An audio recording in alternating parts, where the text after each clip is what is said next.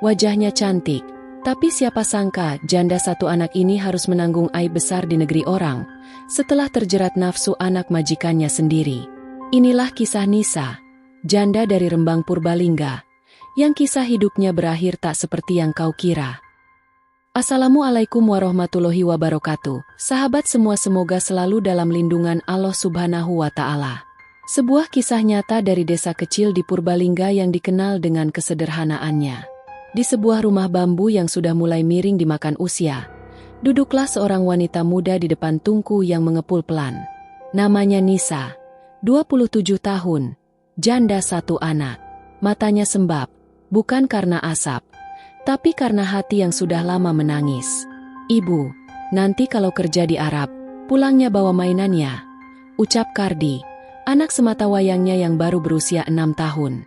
Kardi duduk di pangkuan ibunya, memeluk erat sambil memainkan rambut Nisa. Nisa tersenyum, namun matanya menyimpan sejuta rasa. "Iya, nak, ibu janji. Tapi kamu juga harus janji. Jangan nakal di rumah ya. Nurut sama nenek." Kardi mengangguk polos. Ia belum tahu bahwa pelukan itu adalah pelukan terakhir sebelum waktu memisahkan mereka dalam hitungan tahun. Di ruang belakang, seorang wanita tua yang ringkih tengah terbaring di dipan kayu. Dialah ibu Nisa, satu-satunya orang yang tersisa dalam hidupnya selain Kardi. Kerja yang baik ya. Jaga diri.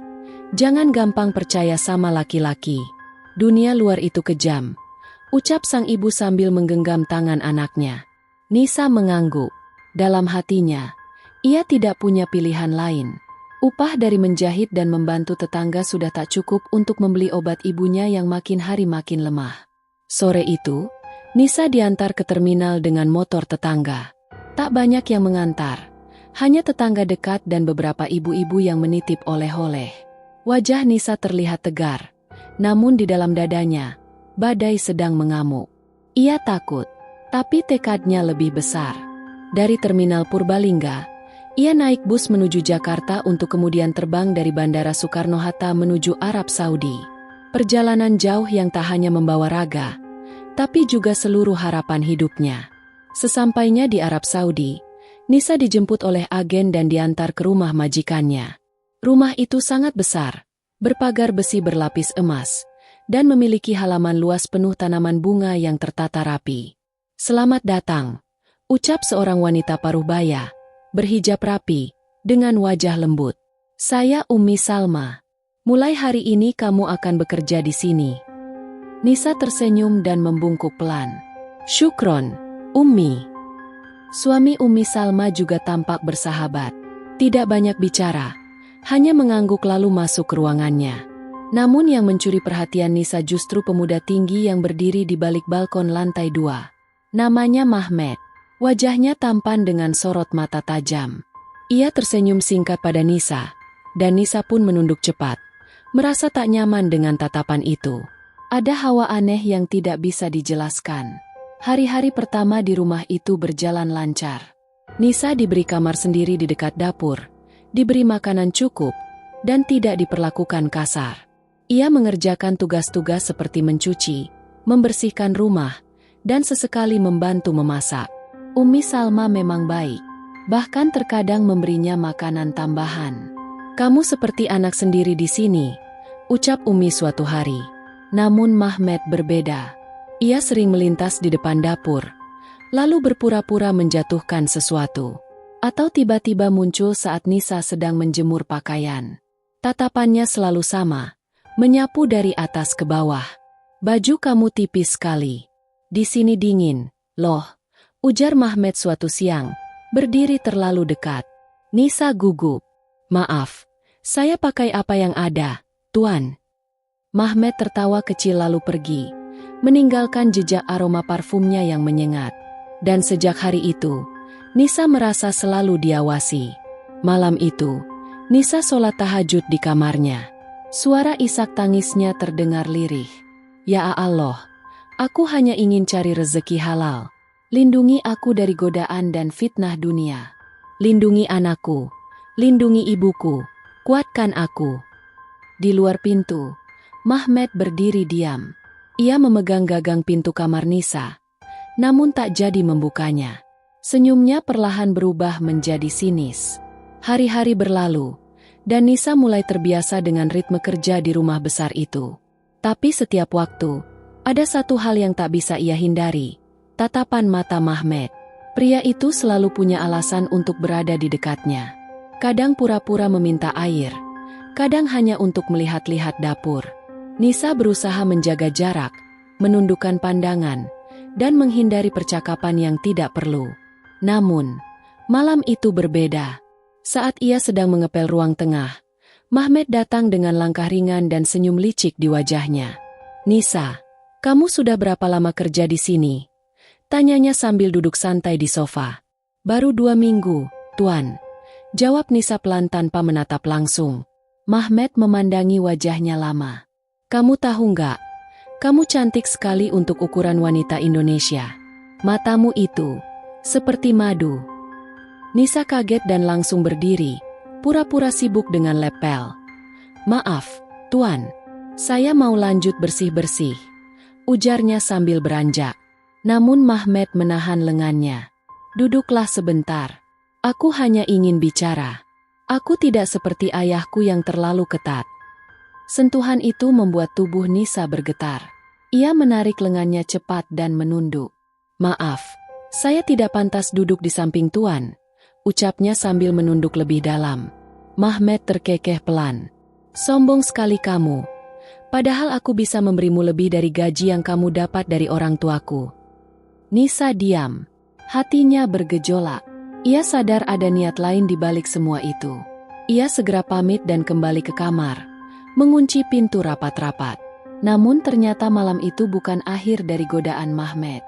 Besoknya, saat Umi Salma sedang keluar rumah, Mahmed sengaja menjatuhkan nampan di dapur dan memanggil Nisa dengan nada tinggi. "Cepat bersihkan ini," katanya. Nisa yang takut membuat masalah langsung datang. Saat ia jongkok membersihkan pecahan gelas, Mahmed berdiri tepat di belakangnya. Napasnya berat, tatapannya liar. "Nisa, kamu tahu nggak, kalau kamu menyerahkan tubuhmu malam ini, aku akan kasih kamu 5.000 rial. Itu cukup buat biaya ibumu sebulan lebih di rumah sakit." Kalimat itu membuat jantung Nisa seperti dihantam palu. Ia gemetar, berdiri perlahan, dan menatap Mahmed dengan mata berkaca. "Uang tidak akan membuat saya melanggar batas, Tuan." Tapi Mahmed malah tertawa. "Jangan sok suci. Aku tahu, kamu butuh uang. Semua TKW sama saja, hanya butuh waktu untuk luluh." Nisa menahan tangisnya. "Saya kerja di sini karena saya ingin rezeki halal. Jangan ganggu saya, Tuan. Saya mohon." Mahmed terdiam sejenak, lalu mendekat. "Kamu pikir kamu siapa? Kalau bukan karena kasihan, aku sudah usir kamu dari rumah ini." Nisa buru-buru kembali ke kamar. Malam itu ia menangis sejadi-jadinya. Dalam sujud panjangnya, ia memohon perlindungan kepada Allah. "Ya Allah, hamba-Mu ini lemah.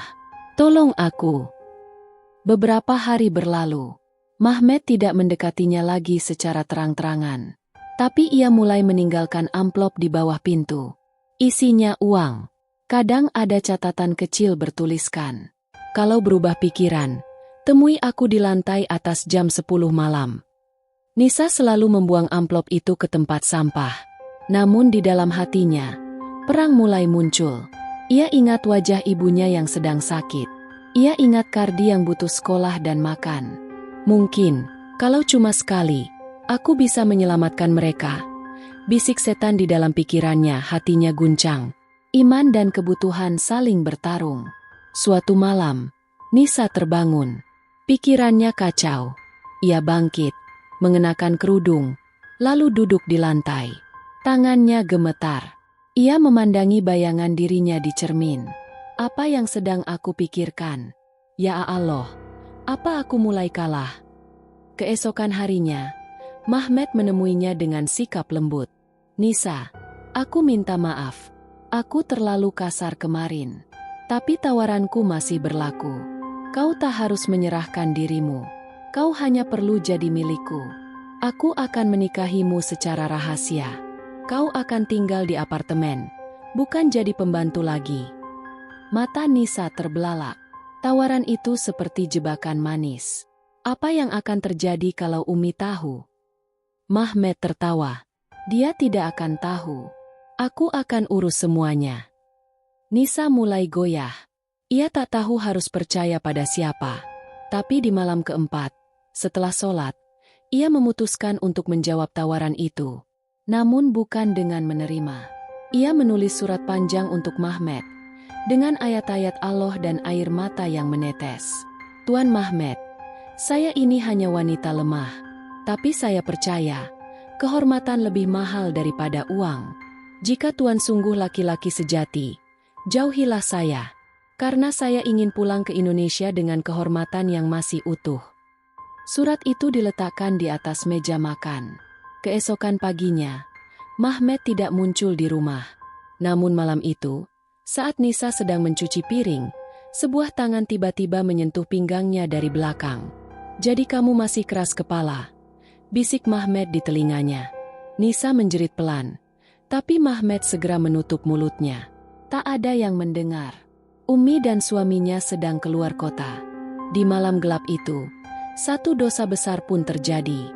Nisa jatuh, bukan karena ia lemah iman, tapi karena ia tak punya pelindung di tanah orang. Pagi itu, Nisa bangun dengan tubuh lemas dan hati penuh luka. Ia duduk di pojokan kamar sambil memeluk lututnya. Seluruh tubuhnya terasa kotor, najis, dan hina.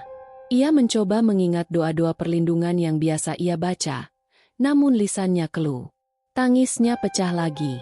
Ia merasa telah mengkhianati Allah, anaknya, bahkan dirinya sendiri. Ya Allah, kenapa Engkau biarkan aku jatuh? Kenapa hamba selemah ini? Seminggu berlalu. Mahmed kembali bersikap seperti biasa, seolah tak terjadi apa-apa. Ia bahkan memberi Nisa sekotak perhiasan emas kecil dan selembar uang 10.000 rial. Untuk diam dan tetap tinggal di rumah ini, katanya datar. Nisa menatap hadiah itu dengan jijik. Tapi ia tak punya pilihan. Tiket pulang belum ada, paspor masih ditahan majikan, dan ia belum bisa melapor. Namun yang membuatnya makin bingung adalah gejala aneh yang mulai ia rasakan. Mual setiap pagi, tubuh mudah lelah, dan payudara mulai mengeras. Ia membeli tes kehamilan di toko kecil dekat masjid. Saat 2 garis merah muncul, dunia Nisa runtuh. Ia hamil dari Mahmed. Ia menangis sepanjang malam, menampar dirinya sendiri, dan bersujud dalam istighfar tak putus. Ya Allah, aku hina, aku kotor, tapi tolong anak ini. Jangan biarkan dia lahir dalam kehinaan. Keesokan harinya, ia memberanikan diri bicara dengan Mahmed. Aku hamil, Mahmed. Wajah Mahmed berubah tegang. Apa? Aku tidak butuh uangmu. Aku hanya minta kau tanggung jawab. Nikahi aku, secara syariat. Kalau tidak, izinkan aku pulang. Mahmed terdiam lama. Lalu ia tertawa sinis. Aku tidak gila. Kalau ayahku tahu, aku akan dibunuh. Kamu pikir aku akan nikahi pembantu? Berarti kau ingin anakmu lahir tanpa ayah. Dia bukan anakku. Kamu bisa saja tidur dengan siapa saja di sini. Siapa yang bisa menjamin itu anakku? Tamparan keras mendarat di pipi Mahmed. Nisa tak peduli lagi. Harga dirinya telah diinjak terlalu dalam. Mahmed murka. Keluar dari rumah ini. Aku tak ingin melihat mukamu lagi. Dalam hitungan jam, Nisa diusir dari rumah besar itu. Ia hanya membawa satu tas kecil, tanpa tempat tujuan, tanpa perlindungan, dan tanpa uang yang cukup. Ia menginap di musola kecil dekat pasar, menangis di antara sajadah yang dingin dan mimpi buruk yang menghantuinya. Namun Allah tidak tidur. Seorang TKI lelaki asal Brebes yang bekerja sebagai sopir ekspedisi, Abdul, melihat Nisa di dekat pasar dalam keadaan lemah dan pucat. Neng, kamu TKW juga? Kenapa tidur di luar? Nisa tak menjawab. Ia hanya menangis. Abdul kemudian membawa Nisa ke tempat kos kecil miliknya dan memperkenalkannya kepada Bu Siti, sesama TKW yang mengurusi pengaduan untuk para pekerja migran. Dia hamil, Bu. Dan saya yakin dia korban, kata Abdul lirih. Nisa mendapat tempat aman. Perlahan ia mulai memulihkan diri. Bu Siti membantunya melapor ke KJRI, dan Abdul dengan setia menemaninya kemanapun. Dalam luka dan trauma, benih ketulusan Abdul mulai menyentuh hati Nisa. Ia bukan orang kaya, tapi ia lelaki yang tahu caranya menghormati perempuan. Namun benarkah semua akan kembali tenang? Atau luka itu akan kembali dibuka? Hari-hari berlalu. Nisa tinggal di rumah kontrakan kecil milik Bu Siti, ditemani Abdul yang setia datang tiap sore membawa makanan dan kabar baik. Sejak diusir Mahmed, ia seperti menemukan keluarga baru. Tapi luka batinnya belum sembuh. Setiap kali ia bercermin, ia melihat sosok yang berbeda. Ia merasa seperti perempuan yang hina. Namun Abdul selalu datang dengan senyum yang membuat hati Nisa terasa hangat. Nisa, aku tahu kamu terluka, tapi kamu nggak sendiri. Aku ada di sini. Aku mau bantu sebisaku, ucap Abdul suatu malam, sambil menyerahkan segelas susu hangat. Nisa menunduk, menahan air mata. Kamu terlalu baik, Dul. Aku nggak pantas. Jangan bilang gitu. Justru kamu perempuan yang paling kuat yang pernah aku temui. Perlahan, hati Nisa mulai percaya. Ia merasakan kehangatan yang berbeda dari Abdul. Bukan nafsu, bukan rayuan, tapi perhatian yang tulus, sabar, dan penuh hormat. Malam itu, Nisa menangis dalam sujudnya. Bukan karena sedih, tapi karena ia merasa Allah masih menyayanginya. Allah kirimkan seseorang untuk menguatkannya. Beberapa minggu kemudian, saat usia kandungannya menginjak bulan keempat, Abdul datang membawa kabar yang tak disangka. Nis, aku udah bicara sama keluarga di Brebes. Mereka setuju. Kalau kamu nggak keberatan, aku mau nikahin kamu. Nisa tercekat, dadanya sesak, antara bahagia dan bingung. Kamu yakin, Dul? Aku bawa anak orang. Justru karena itu, aku mau jadi ayah buat anak itu. Aku tahu dia nggak salah. Dan kamu perempuan yang harus dijaga, bukan dibuang. Tangis Nisa pecah. Kali ini bukan karena luka, tapi karena cinta yang begitu dalam dan tak disangka datang dari seorang sopir ekspedisi sederhana. Pernikahan sederhana pun digelar di musola komunitas TKI. Disaksikan Bu Siti dan beberapa pekerja lain. Dalam balutan gamis sederhana, Nisa sah menjadi istri Abdul. Ia tak lagi sendiri. Namun, di sisi lain kota, Mahmed mulai merasa gelisah. Penyakit aneh menyerangnya. Badan panas, luka di bagian sensitif tak kunjung sembuh. Ia malu periksa ke dokter, hingga akhirnya demam tinggi membuatnya pingsan. Dokter mendiagnosa infeksi menular seksual parah. Mahmed tak mampu bicara. Ia hanya bisa terbaring. Tubuhnya membusuk dari dalam. Sementara itu, Nisa dan Abdul hidup sederhana namun bahagia.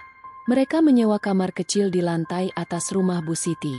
Nisa membuka usaha kecil menjahit. Abdul tetap kerja sebagai sopir. Malam-malam mereka diisi dengan doa bersama, membaca Al-Quran, dan mempersiapkan kelahiran anak. Tapi di balik semua itu, hati Nisa masih menyimpan satu pertanyaan besar. Apakah Mahmed akan membayar atas perbuatannya? Ataukah dia akan lolos dari semua ini? Malam itu, suara ketukan di pintu kontrakan mereka membuat Abdul terjaga. Seorang TKI pria, teman lama dari komunitas sopir, datang tergesa dengan wajah panik. Dul, kau tahu Mahmed? Anak majikannya Nisa itu, dia sekarang dirawat di rumah sakit. Kena penyakit kelamin. Parah, kata orang. Dia bisa sekarat. Abdul hanya mengangguk datar. Ia tak senang, juga tak terkejut. Tapi saat kabar itu disampaikan pada Nisa, wajahnya pucat.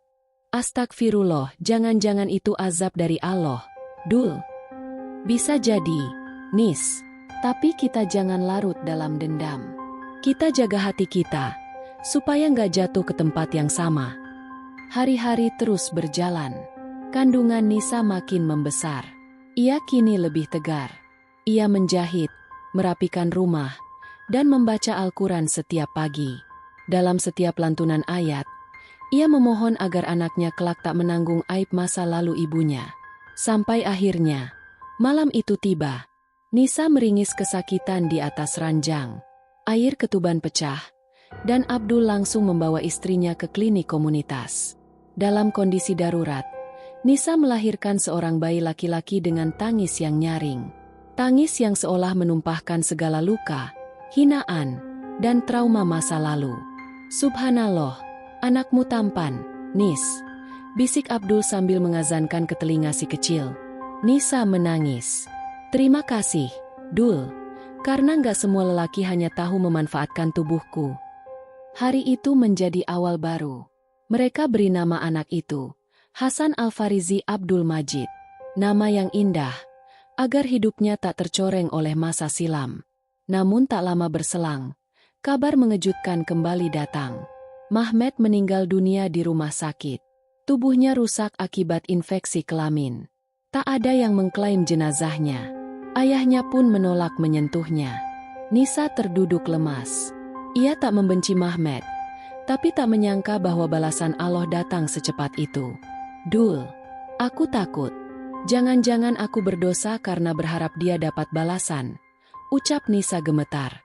Abdul memegang tangannya lembut. "Kamu sudah cukup menderita. Sekarang waktunya kamu hidup tenang. Biarlah Allah yang membalas. Kita cukup memperbaiki diri." Hari-hari berikutnya, Nisa dan Abdul membesarkan Hasan dengan penuh kasih sayang. Tak ada lagi air mata luka. Hanya sujud syukur dan keyakinan bahwa segala ujian, bila disikapi dengan sabar, akan diganti oleh Allah dengan kebahagiaan yang tak disangka. Beberapa minggu setelah kematian Mahmed, Nisa mulai sering termenung. Ia duduk di pojok kamar, memandangi Hasan yang tertidur lelap di ayunan kain buatan Abdul. Sesekali air mata jatuh tanpa suara. "Kenapa kamu menangis lagi?" tanya Abdul, duduk di sampingnya. "Aku cuma takut, masa lalu itu akan terus menghantuiku, Dul." Abdul menggeleng lembut. "Masa lalu adalah guru, tapi bukan penjara.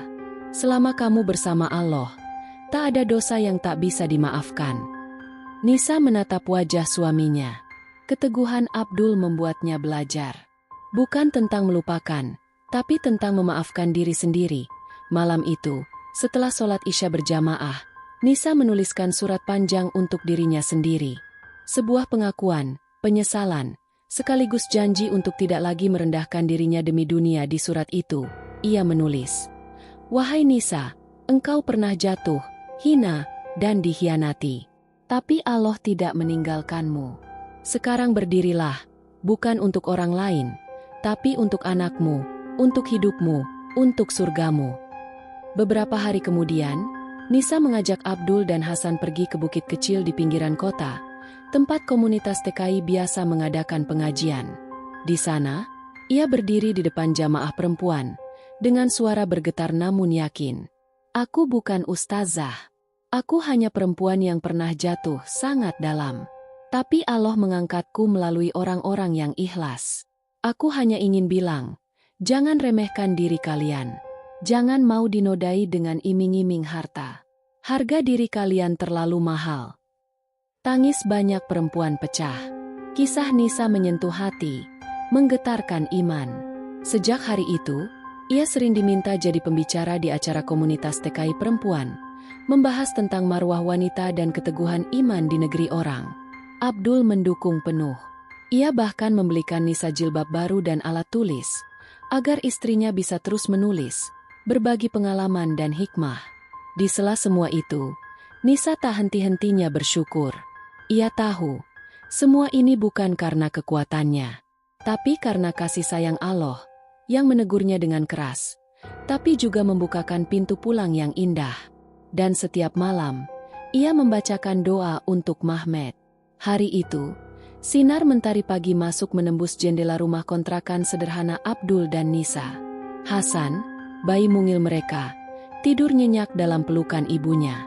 Abdul duduk di samping, memandangi dua manusia yang kini menjadi tujuan hidupnya.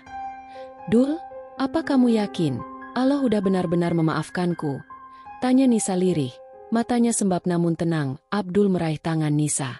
Kalau Allah bisa mengganti masa lalumu dengan keluarga kecil yang tenang seperti ini, apa itu bukan pertanda ampunannya? Nisa tersenyum. Tak ada lagi tangis sesal, hanya senyum pasrah. Ia tahu, hidupnya tak sempurna, tapi hatinya telah berserah. Mereka kini hidup lebih tenang. Abdul kembali bekerja sebagai sopir pribadi sebuah keluarga TKI Indonesia. Nisa mulai mengajar mengaji untuk anak-anak TKI di sekitar kompleks. Hasan tumbuh sehat, ceria, dan cerdas. Suaranya yang lantang mengumandangkan azan kecil di rumah membuat hati siapapun luluh. Setiap malam, mereka berkumpul di ruang tengah. Nisa membacakan kisah para nabi dan para wanita mulia dalam Islam. Ia ingin anaknya tumbuh sebagai laki-laki yang menghormati perempuan, bukan memanfaatkannya. Suatu sore, mereka menerima undangan dari komunitas TKI untuk menghadiri pengajian besar. Nisa diminta menjadi pembicara utama.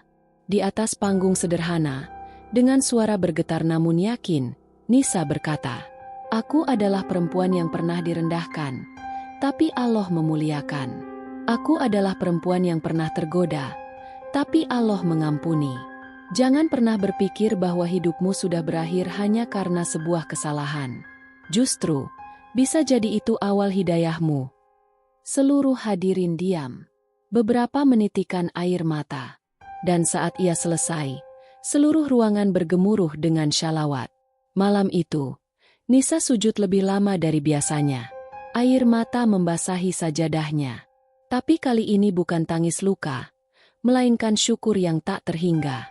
Ya Allah, jika ini adalah akhir dari ujianku, aku bersyukur. Tapi jika masih ada jalan panjang, maka kuatkanlah aku. Karena aku tahu, Kau takkan pernah meninggalkan hamba-Mu yang berserah.